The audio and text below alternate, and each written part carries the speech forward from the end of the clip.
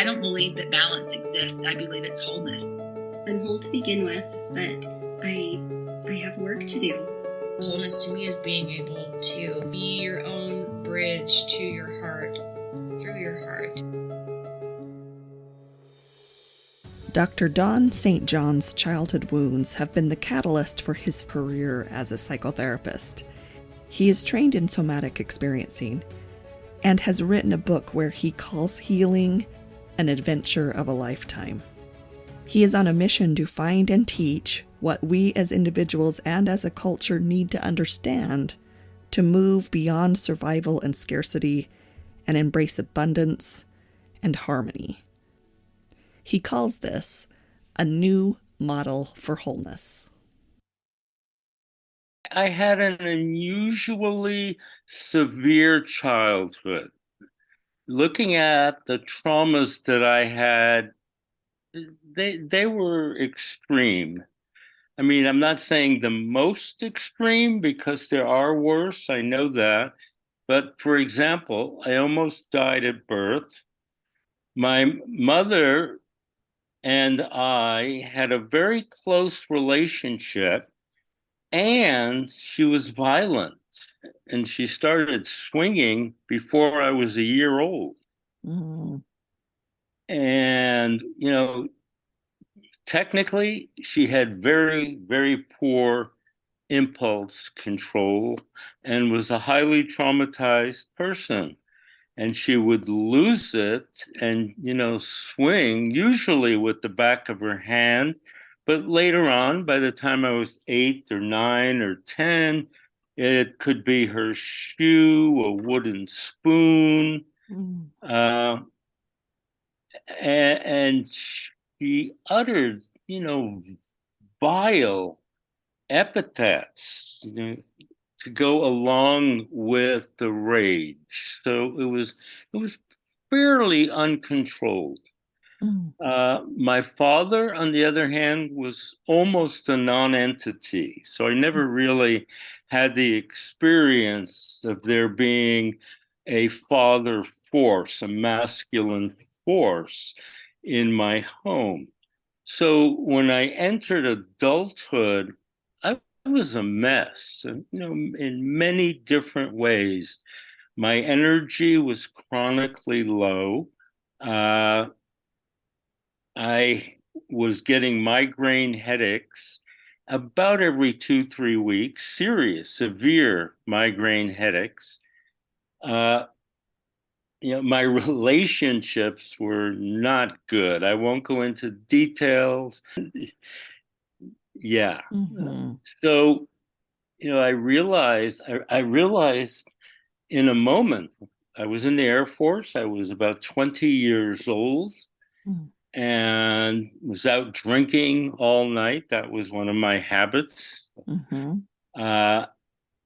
And woke up in the back seat of my car. I was bleeding in my throat, from my throat. And in that moment, I knew I needed help. So, after getting checked out at the hospital and reassured that it was nothing serious, I merely burst a small vessel in my throat and I'd be fine, go home, take the day off. Mm-hmm. But I went to the Yellow Pages and I found the psychiatrist who worked on Saturdays. And that was the beginning. And that was in 1964. So Wow. Mm-hmm. well over 50 years ago. And I've been on that path ever since. Mm-hmm. And here's one of the things that I learned that I think maybe one of the most profound things I believe that I learned. And that is that most of us, if not all of us, have been wounded to some extent or another. Mm-hmm. And that the healing journey isn't simply for those who have been seriously traumatized. It's for all of us. And what that means is to develop and experience and express our wholeness, the fullness of our being. And in a way, I consider myself very, very fortunate, because maybe, just maybe, if I was a little less messed up those 55, 60 years ago, I would never have begun. And it would have been a much, much more impoverished existence. There's another thing I believe that is true, that there is in each and every one of us a spark, spark of light, maybe a spark of the divine, depending on your own spiritual understanding, and that spark never gets destroyed. It never goes away. It can be buried in the deepest recesses of our minds, our beings. It can be, camouflaged tremendously, but it's there. And if we can begin to get in touch with that and begin to align ourselves with that spark, then it becomes a process for all of us of shining more of our light into the world, into our connections, Going back to 1964. Yes. What was that like? Was that to be able to open the yellow pages and say, I need help, and here's how I can, this is the way I'm going to go? That was unusual at the time, correct? I believe it was very unusual. Yeah. I don't know where the idea came from, but I knew I needed help. I mean, I knew that waking up at 5:30 or so in the morning in the backseat of my car, the way I did on that particular morning, was not exactly a healthy expression of, a 20-year-old in the world. So, it was like, okay, I'm going to the head doctor. Yeah. Right. And I expected him to give me a prescription, whether it was a verbal behavioral prescription, but, tell me what it is, tell me what to do. And, like going to your regular physician and him or her telling you to take 2 aspirin. And, I thought it was going to be like that. Yeah. Okay. And, one thing led to another. I finished college. I started taking college courses in the Air Force. And when I came out, I finished college, majored in psychology, got into a doctoral program at the University of Kansas in clinical psychology. And, one thing just kept leading to another. And I think I pretty well encapsulated it in my book. Because I talk about the importance of the body, a different perspective of the body, the importance of our psychology and our emotions, and our relational capacities, our ability to really be open and loving with another human being, and our spirituality. Yeah. Well, so I talk a lot about, we have in our library, we focus on the 4 bodies: mental, emotional, spiritual, and physical bodies. And a lot of the information that I feel or understand about these bodies, or about what they happened years ago, sitting on my couch in meditation, and just really feeling into that, just kind of getting into touch with these different parts of myself and other people. And I remember how, the biggest aha moment was this idea of the physical body, and how it was the communicator, maybe of even the other bodies. How did I know what my thoughts, feelings, what my connections, or what that felt like without those sensations in my body? It was, and it was almost just like there was an operator going, here's the making the connections.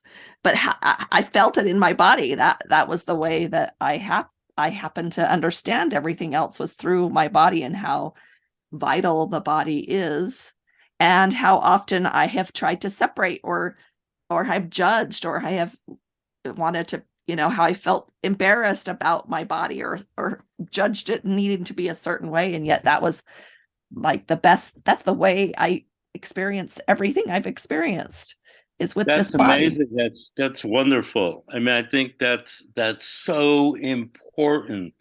Mm-hmm. And as you were speaking, you were focusing on the connections to your body. Mm-hmm. And let me offer a distinction. See, I don't think most people realize the importance of what you just said. Okay. Mm-hmm. And it's Yeah. so important. And one of the reasons I don't think people realize it, see, the body, take the word, the body, it's a third person word. It's a thing. Yeah. And it's a thing that we all, if you were standing in front of 100 people, they would all see the body. Mm-hmm. Okay, your body, the body. And about that, we could fill a huge apartment building with books, reflecting the knowledge of how much we know about the body. Mm-hmm. Okay? But there's another side, and that is your experience of your body Mm-hmm. from the inside. Mm-hmm. And that's the key. That focus on the body leads to it has to look a certain way, it has to be fit a certain way. Yep. It's all these external criteria that put people in jail. Mm-hmm. Yeah. They're really traps. Yes. It's like we almost value overcoming those things or controlling the body more than listening and allowing the body to tell us or teach us or show us what's happening. Yeah, exactly. See that if we could shift that cultural focus to how are your connections to your body? Mm-hmm.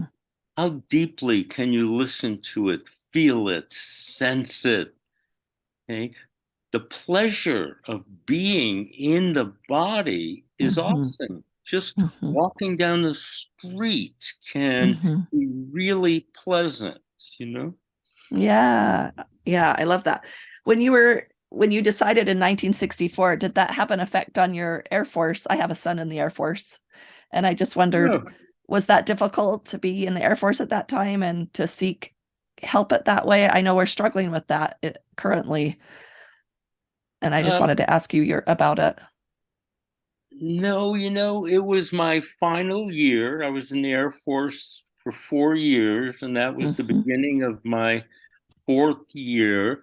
But there was a very slight shift, Mm. especially in my interest. I started reading.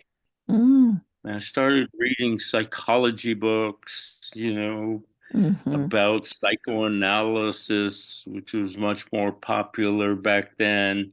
Mm-hmm. Um, but other than that, no, because I had a 9 to 5 job in the Air Mm-hmm. Force, Mm-hmm. and I went to therapy on Saturday mornings, so Okay. it didn't interfere. Uh, it was also during the Vietnam Mm-hmm. War, and I volunteered to go over, but my request was refused because of the work that I was doing, and it would have been difficult in that particular place that I was at to replace me at that moment.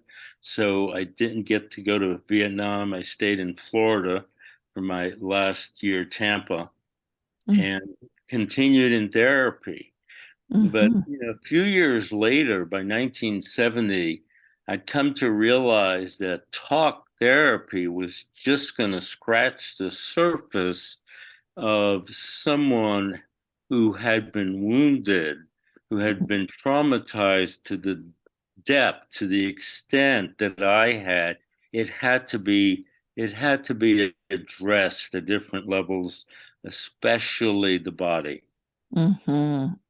Well, I appreciate you just being that example, because I know some of our armed forces, they, sometimes there's a stigma, so the fact that they can have an elder say, I did it, I noticed I need help and I went and got it. I think I was just grateful. I didn't know that was part of your story, but I wanted to pause it and just allow that example to kind of shine forth, because I think, like you say, we all need the journey. We all need it.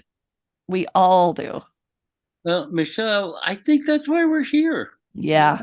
That's why we're really here, is to take that journey. Because what's the alternative? Are we here to simply accumulate toys and pass them on to our progeny? Say, look how many toys I've been able to pass on to you.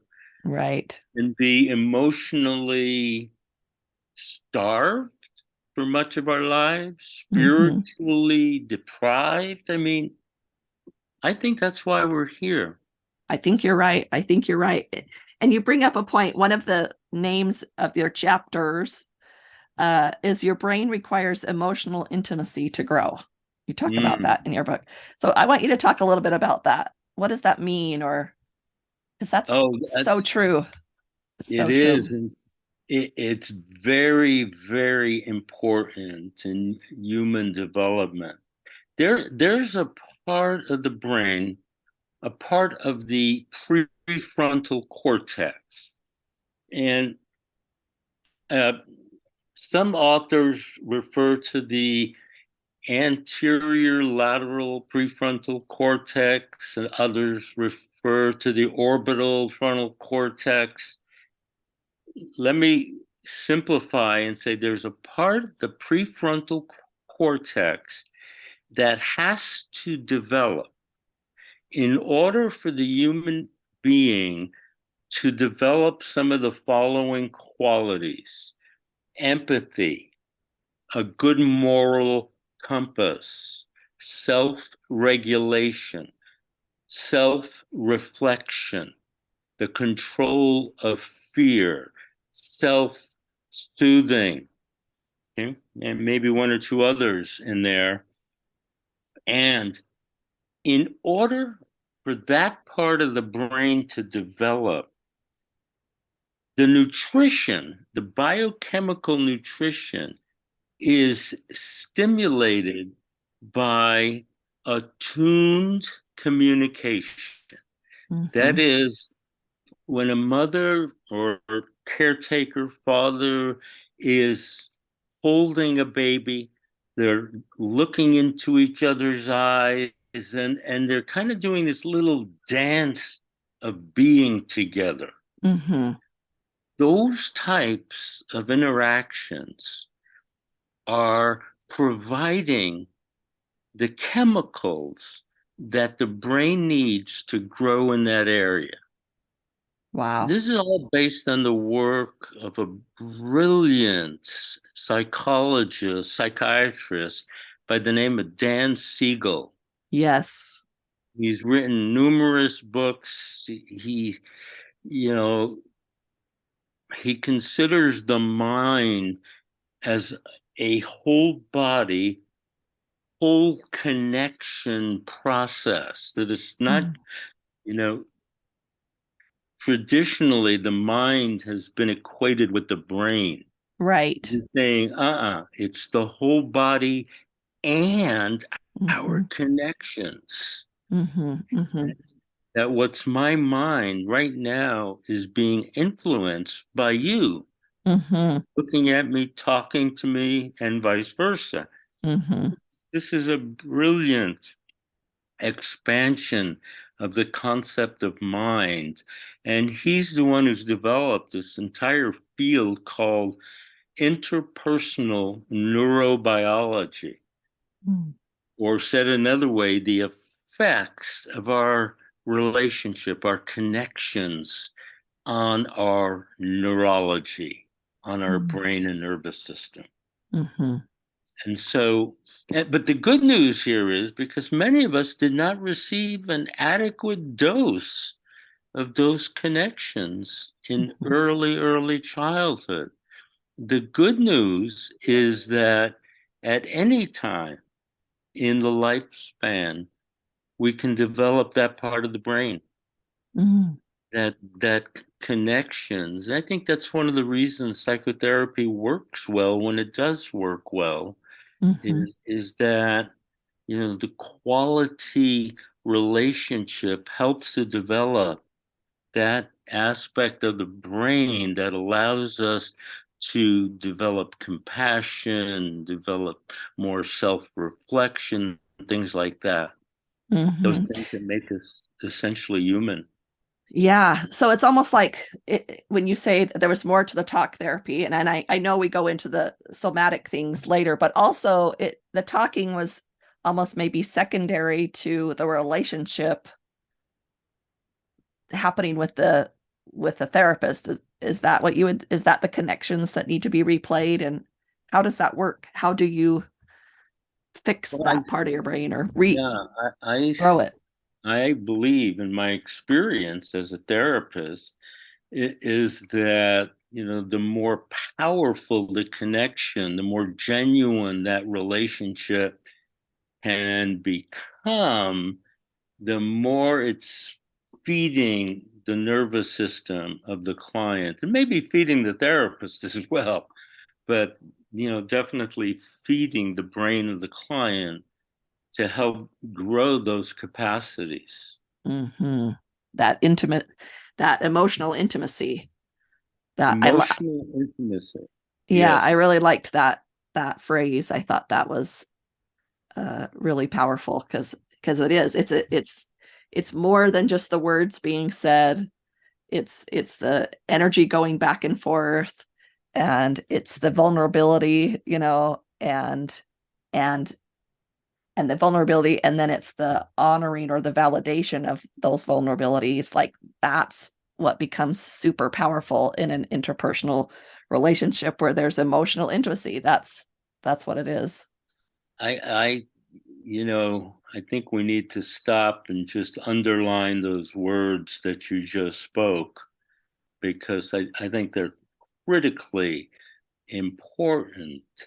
And I also believe that it's not well understood. And I believe that too many people live their lives without that being part of their lives. Emotional intimacy, as you just described it, Michelle. And when that's lacking, I think the experience is of a haunting hunger. And I think that plays a big role in addictions. It plays a big role in most of the problems we face as a society, like violence, for example. The absence of emotional intimacy is needed throughout our lives. It's needed as an infant because the infant is nothing but vulnerability. Right. And the infant needs to be met in that way that I was speaking about earlier, with the tuned communication and connection. And as adults, we crave it, I can give you an example that's going through my mind. As I was learning some of these things and understanding, how important this attunement is, simple things like going to the store and I'm going to return something, and it's funny how I'm going to go to the store and I'm going to return something that I've bought. And both parties, me and the clerk, kind of go into these roles of like opposites, and there's really no war between us, but we almost go into these self-protective roles. And when I learned about this kind of a thing, it's like And I could learn to say, oh, let me move into this, like I say, your word, emotional intimacy. And I can, because there is nothing to defend, but if I would go into that scene and I would say, I so appreciate you helping me with this, or how is your day going, or something like that, that I could create this vulnerability and validation between us. It's almost Mm-hmm. like this whole situation just shifts and becomes so different in just a blink of Comes an eye. pleasant, doesn't it? Yeah, in the blink of an eye. And what that taught me is not only, when I would go into that role, that's where it's showing up how I was missing some of that. That's where I it was in my face that I was, there was like I was trying to grab onto something or hold on to something or defend something that really just wasn't even there. And same with the other person, same with the store clerk. And yet, if we just take 5 seconds, 2 seconds, and move into that emotional intimacy, then we actually grow. And that's what you talked about. It's required for growth. And then we both leave that situation a little bit better human beings. And I think that's what getting the help within ourselves is. Then that's how it trickles out, and it helps other people. Just like you say, when we all go on that journey, we help others bring it by allowing emotional intimacy, not just needing it. And we get it as we receive it, or as we give it, we get it as well.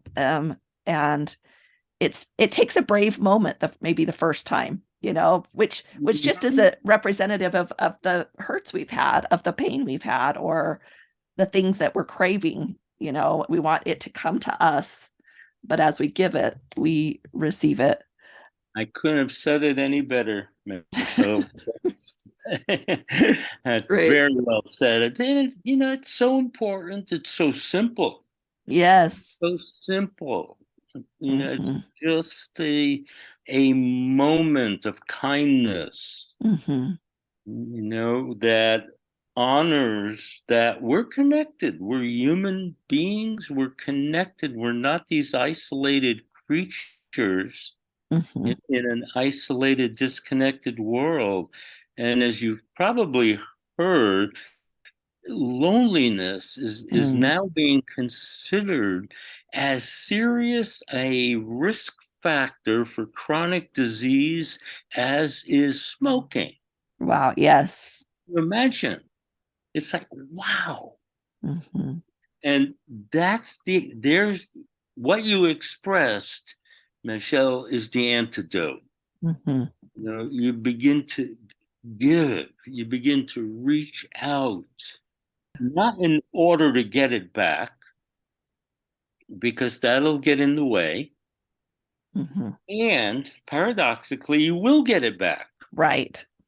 If the ability to do that is so locked down and so needing to be protective, then we go inside first, and we have some empathy for, then there's something that has gone on that's making me not be able to do that. Like there's something that's keeping me uh barricaded from this ability to have emotional intimacy. And so if we can't go out with that kindness, then let's go in, get the help that we need, because it's not that there's something wrong with you intrinsically. Something happened, there was some kind of wound that is in the way. And so maybe we need to start internally, and that's okay too. Let's have that compassion. Let's have that emotional intimacy. Maybe it starts within ourselves. Absolutely. Because that's where we get into addiction, because it's like we don't know how to do it, so we just numb out in some other way, because we think we're supposed to. I mean, that makes sense. It's like, oh, I'm just supposed to be nice to everybody. And then to some people, that's oversimplified, but there's other things going on. Their nervous system has other things going on that prevent them from that, so it's a different way of looking at those kinds of things when you understand some of these. I don't know how new they are, but they're just kind of starting to become available to us, things like this somatic healing, through with Peter Levine's work. And I know you're certified in that. Is that correct? That is correct. Yeah, Yeah. it's been about 20 years since I've done that training. Wow. Wow. And yeah, do you feel like it's kind of just starting in the last few years to kind of get Yeah, more there was an understood? article in the New York Times, of all places, about somatic therapy, and Peter Levine's work was one of the methods featured in the article. Yeah, I think it's beginning.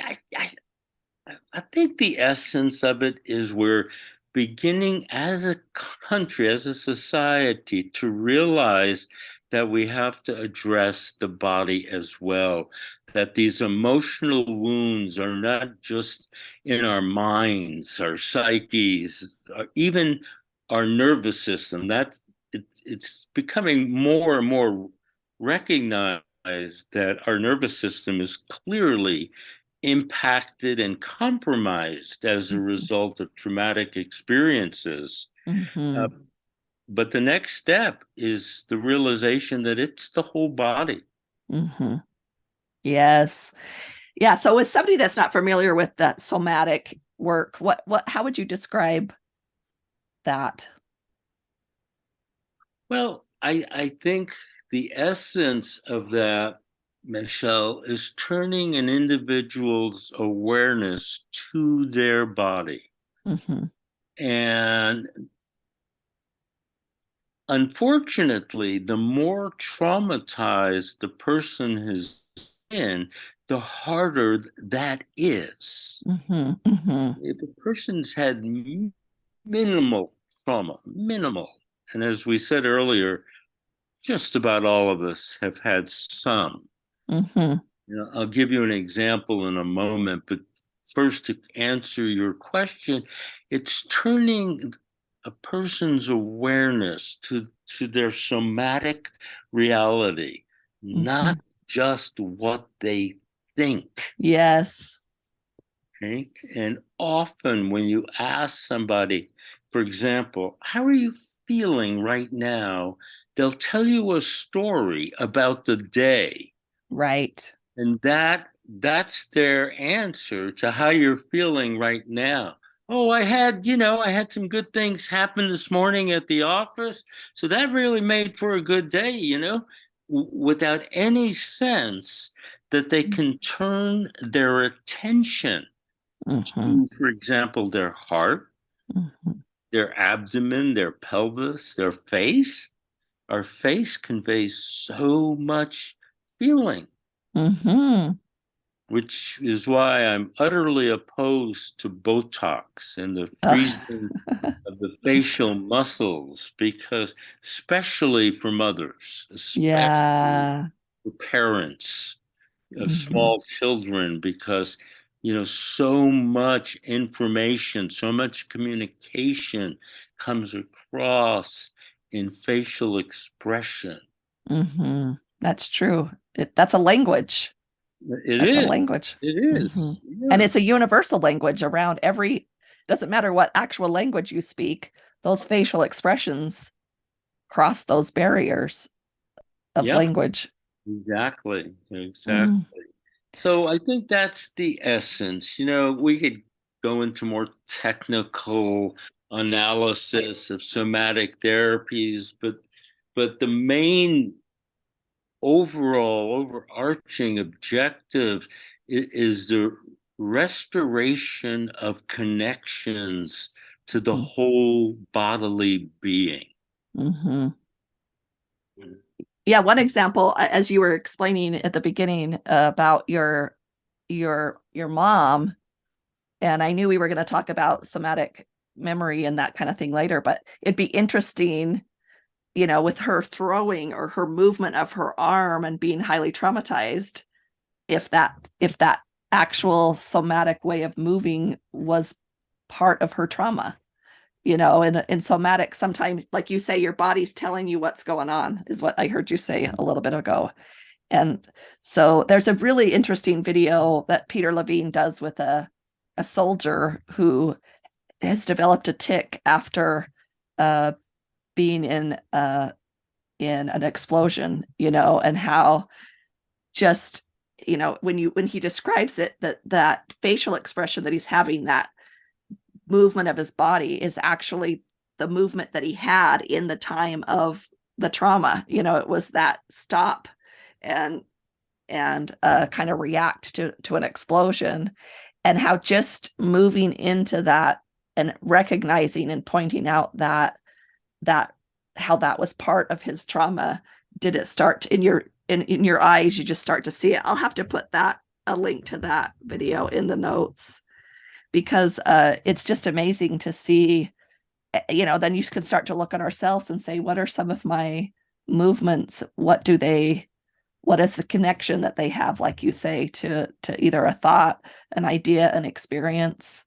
Yeah, I'll give you an example from my own body.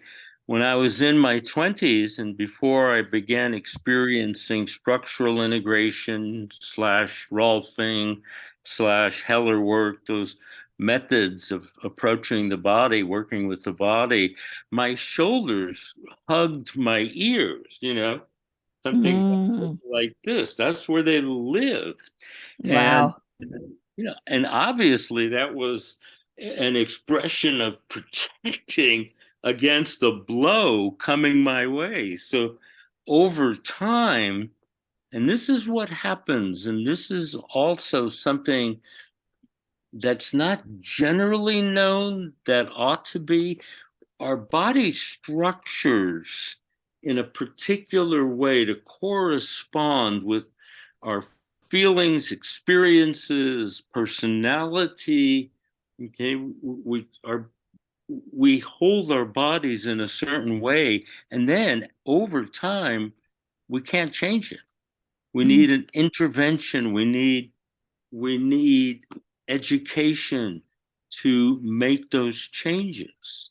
So, for example, let's say you're a casting director on a movie, and you need to find two people.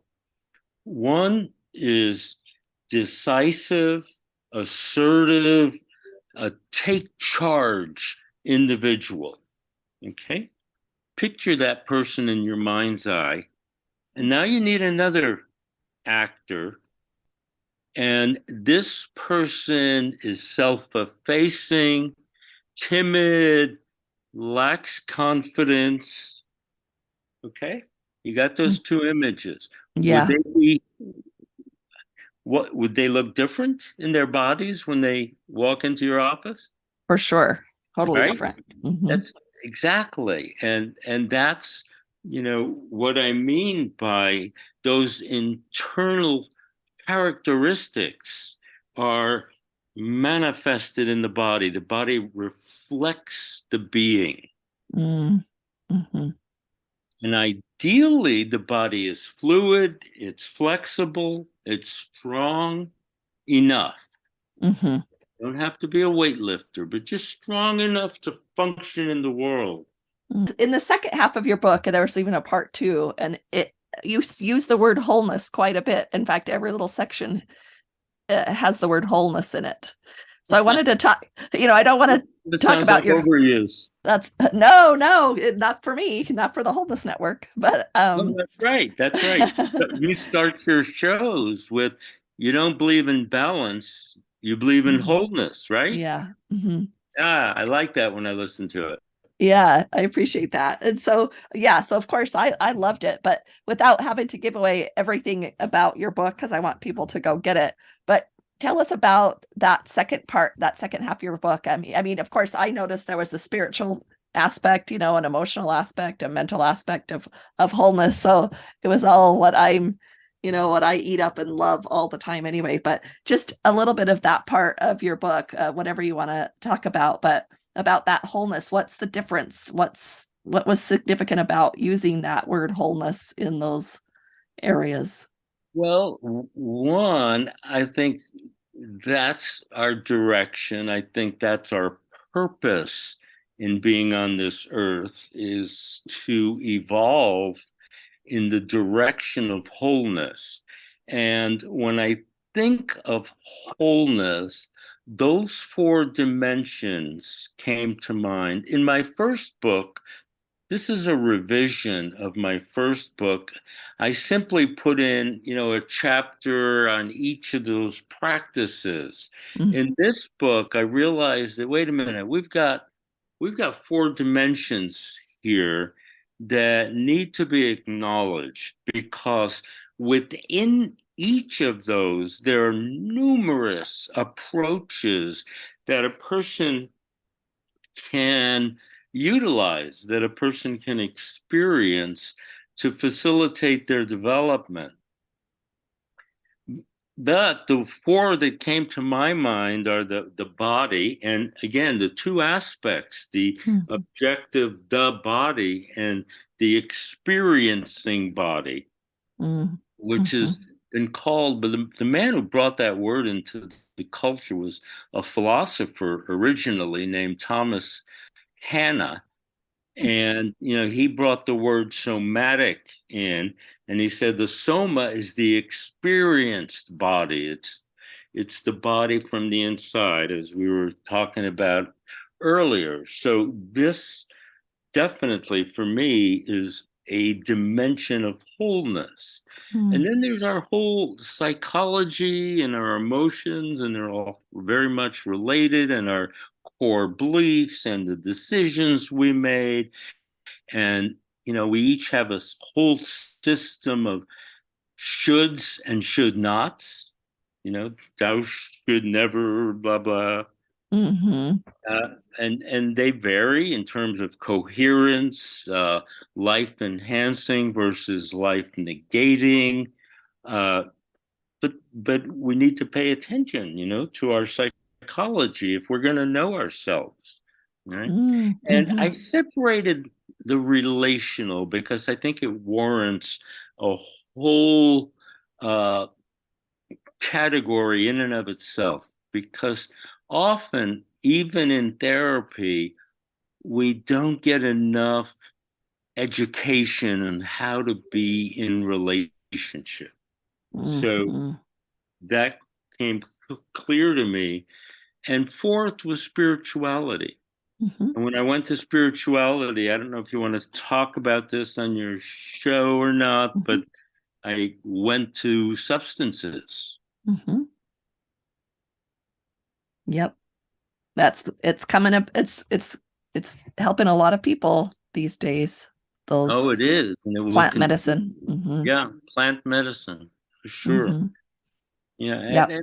and let me quickly say that I don't particularly advocate youngsters playing around with it as recreation, because they're very powerful. Right. Same with many of our pain relievers, same with many of even our cough medicines. We wouldn't want to just use it for fun and excitement. We want to use it for the purposes that it's made. But what was that like for you? How was that? When was that? And what did that open up for you? Back in graduate school, I was offered an opportunity to smoke marijuana. Okay. And up until that point, I had believed that was, 2 puffs away from heroin and living on the streets and being a criminal and a bum, and. And when I smoked it the first few times and started feeling my body, remember, I was highly traumatized. So I had very little connection to my body, very, very little. And with marijuana, I could feel it. So it was like, whoa. And the other thing that happened is I felt a human connection. And that sounds rather strange, but it was profound because I hadn't. It was, I was too imploded. And so those two experiences, said to me, boy, they lied to me about this. This is pretty awesome. And over time, I think I I did too much. I probably, if I could replay it, would have done a lot less, but it was important. And when I tried psilocybin, that made a profound difference in my sense of somehow being connected to all of life.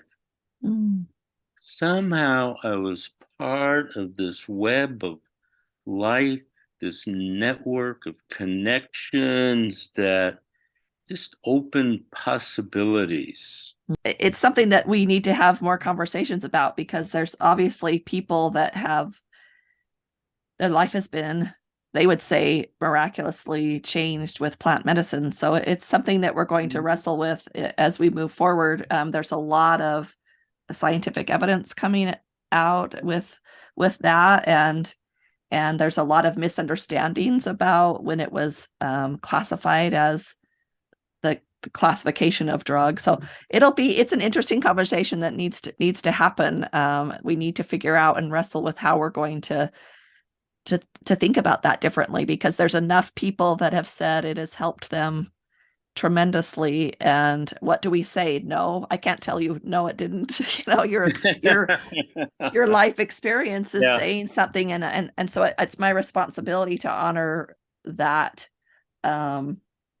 that understanding, that experience that you have, your life experience is something that I can look at and honor. Maybe if I don't understand it, but at least I could say that I can respect the fact that you've had that experience. And so that's why it needs more conversation, because if I haven't had that, I don't know if I'm the best person to have an opinion about that.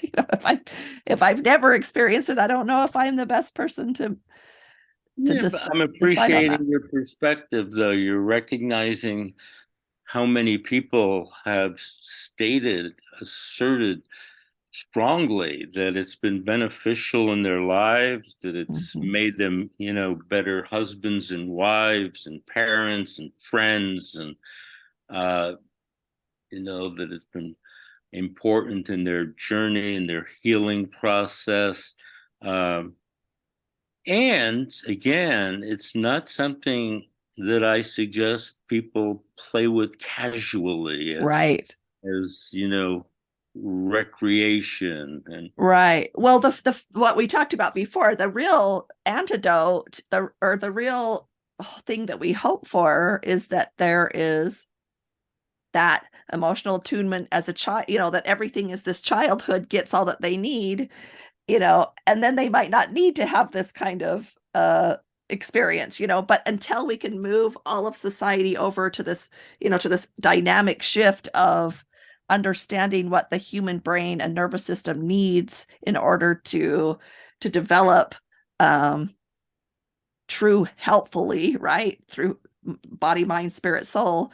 This is maybe one way we can move our society into a way where we have the capacity to raise our kids wholly, not perfectly. Everybody's going to have their challenges. Like you say, I think we're here to grow and learn, but there's a lot that we now know about what children need, or maybe even human beings need.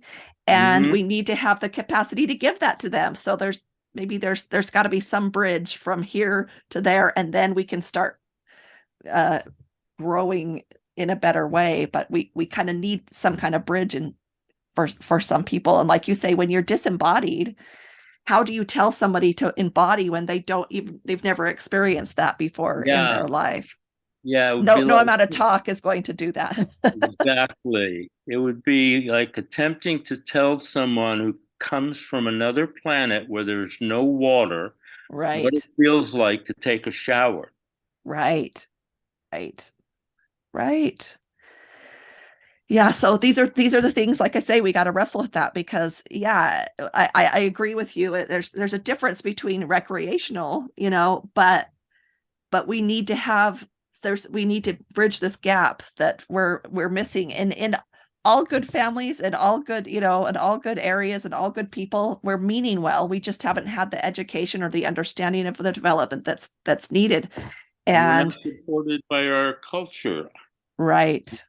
Right. And we can't just say, okay, now do it if you've never received it. Yep. It's a thought. It's Sure. an idea. Agree. It's a conversation. Yeah, it's a conversation. Good Well, one. tell me what your definition, or what do you think of, or what is your definition of wholeness? Well, first, let me say that it's not a place that we arrive at least in my experience. I would never say, I'm there, I'm whole, I'm complete. Okay. Mhm. That it's a direction.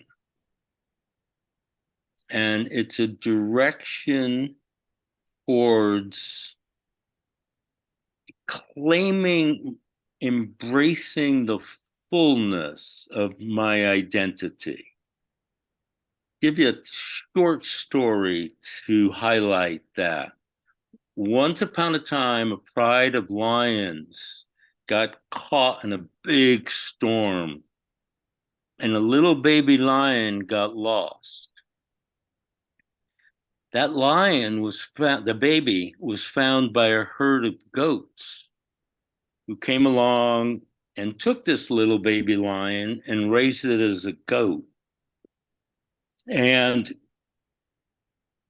the baby grew and learned to bleat like a goat and walk like a goat and eat like a goat, until one day this old male lion came along and saw this, and he took that now young adult lion by the scruff of the neck, took him down to the river, and had him look at his reflection. And the lion realized that it was not a goat, it was a lion.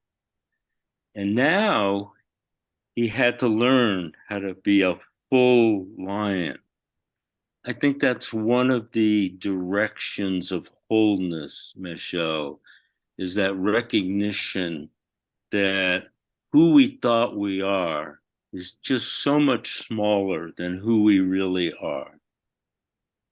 And are we willing to embrace that? Mm. That's one direction of wholeness.